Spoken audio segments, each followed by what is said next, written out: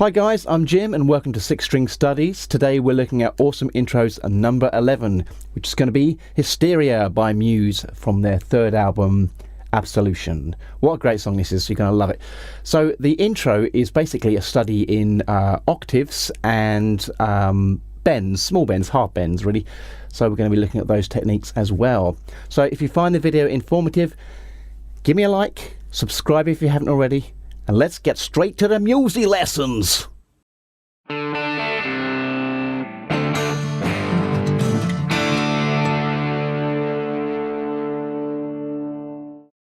Okay, at the very start of the song, we have some tremolo picked slide guitar. So I'm using a slide here. And if you don't know about slide technique, you're just not pressing down on the frets. You're sitting gently on the strings and you have to fret directly over the fret wire to get the desired pitch. Because if you want this pitch, you can't be here. Okay. Tremolo picking is where we take alternate picking and speed it up.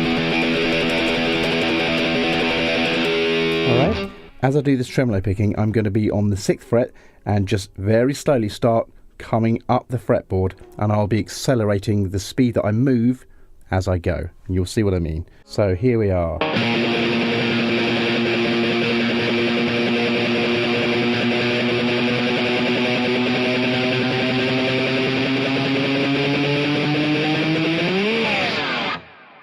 Okay, Hysteria by Muse. Really, as I said at the intro, it's a study in octaves. So what we're going to be doing here is using our first finger on the 12th fret of the A string, and our third finger is going to be on the 14th fret of the G string.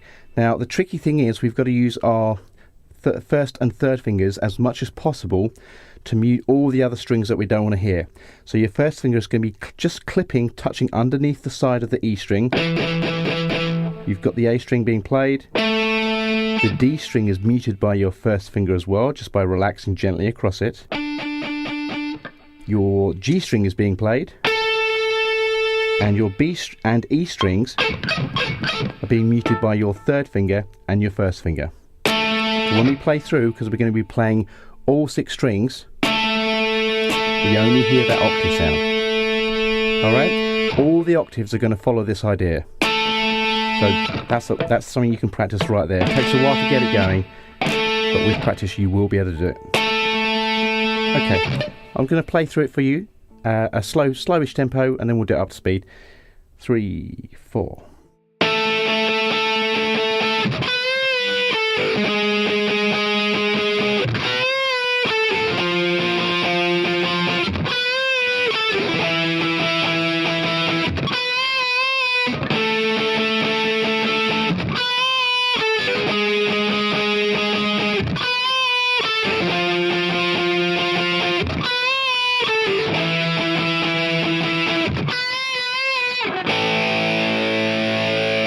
So let's see what's going on there. We have our octave on the 12th fret of the A string and the 14th fret of the G string. Now, the rhythm is going to be 1 and 2 and 3. So down, down, up, down, down, up, down. Then we come to the 12th fret of the B string, and we're going to do a bend, okay? So when we're bending, our thumb's on top here.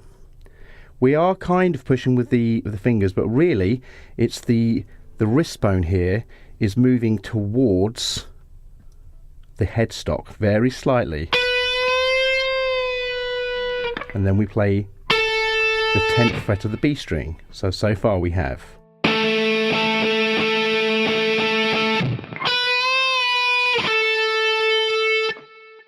Now we move the octave to the 11th fret of the A and the 13th fret of the G, so that's the same strings, and we're going to perform the same strumming pattern. 1 and 2 and 3, and then we perform the same bend on the same fret, the 12th fret here. It's a half bend, so your target pitch is not 14, but like a full bend. It's 13 for a half bend. Back to the 10 on the B. So we have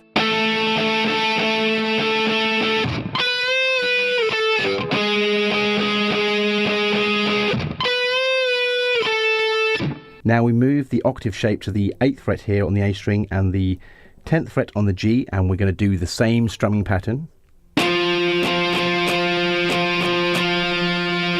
We perform the bend on the 12 again on the B string, back to 10. Now we move the octave shape to the 7th fret of the A and the 9th of the G. And the bend is a bit different here. We're going to do this. So 2 bends, up and down, bend and releases.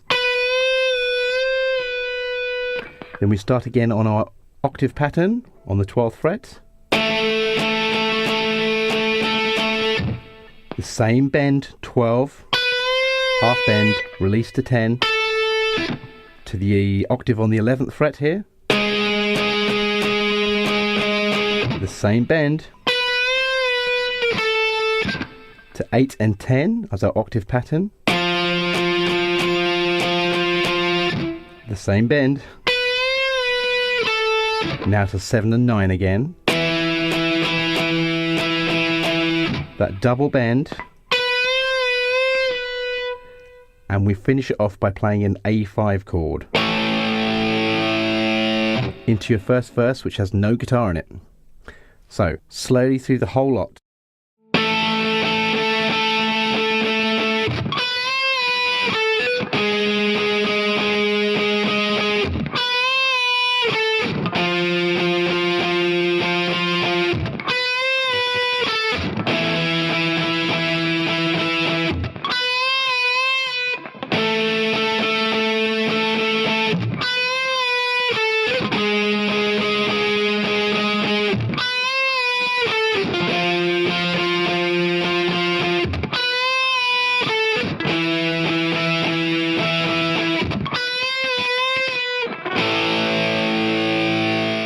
Okay, so let's look at these octaves in a little bit more detail.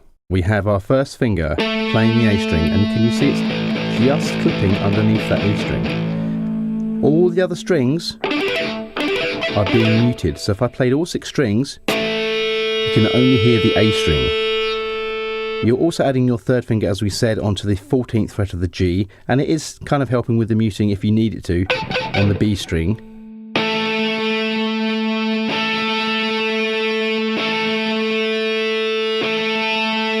Most of it is about the first finger being at the right angle, so you're just curving it slightly across the neck. So if you go straight, you're going to get strings being sounded which you don't want to hear, so you've got to curve your first finger back onto the neck. This takes a bit of practice, but with practice you will get it. And we're just adding the third finger in there. Okay, let's look at this bend. So we're playing the bend on the 12th fret of the B string. All our fingers are joined together so they become one finger, alright? Not this sort of thing. You're going to try and push them together. Your thumb is on top. This is acting as kind of your fulcrum point. So you're going to bend, pick and bend. Now I am pushing a little bit with the fingers, but it's the wrist at the back which is turning towards the headstock. Not this, not elbow movements. Just the wrist. This takes a lot of getting used to, but it's how you can execute bends efficiently. Now a lot of people, especially if you're beginning bends, find that they bend up fine, and when they come down, sort of dies. If that's the case, well, 2 things. Practice more, but what you also might be useful is to press harder on the way down. If you need to. Eventually you won't need to, you'll be able to just do it. But okay, a little more up to speed now.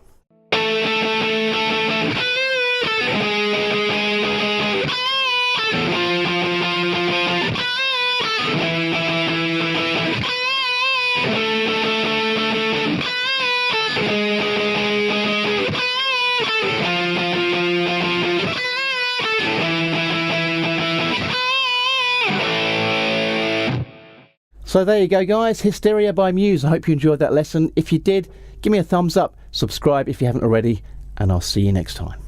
Bye bye.